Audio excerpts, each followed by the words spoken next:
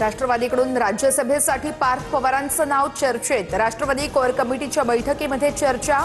16 मार्चला महाराष्ट्रामध्ये राज्यसभेच्या 7 जागांसाठी निवडणूक होणार।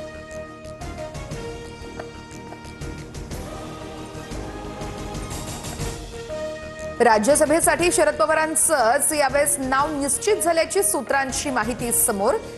राज्यामध्ये महाविकास आघाडीचा मास्टर स्ट्रोक। शरद पवार पुन्हा एकदा मैदानात। राज्यसभेच्या एका जागेसाठी शरद पवारच संभाव्य उमेदवार असणार। पवारांच्या उमेदवारीवरती तिन्ही पक्षांचं एकमत झाल्याची सूत्रांची माहिती। अजित पवारांच्या अपघातग्रस्त विमानाचा 3000 तासांचा रेकॉर्ड गायब। रोहित पवारांच्या दाव्यानं पुन्हा खळबळ। रेकॉर्डमध्ये हेराफेरीचा दावा। VSR कंपनीला रेकॉर्ड बदलण्यासाठी वेळ दिला जातोय का? रोहित पवारांचा सरकारला सवाल।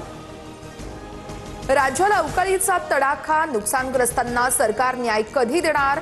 विधानसभेत विजय वडेट्टीवार आक्रमक। तर मुख्यमंत्री फडणवीसांसोबत चर्चेनंतर नुकसानग्रस्त भागांच्या पंचनाम्याचे आदेश देऊ।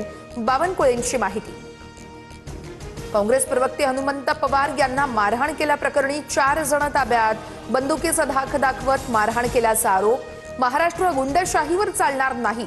कितीही हल्ले झाले तरी घाबरणार नाही। हनुमंत पवार आक्रमक। हल्ल्यासाठी हनुमंत पवारांनीच प्रवृत्त केलं। मारहाणीच्या प्रकरणानंतर मलाही धमक्या येत आहेत।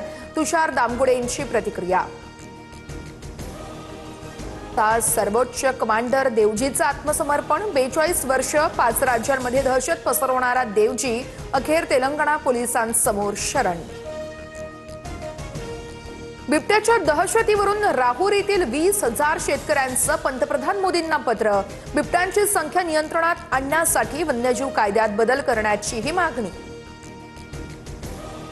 कांदा निर्यात अनुदानाच्या 50% कपातीच्या निर्णयावरती केंद्र सरकारचा U-टर्न।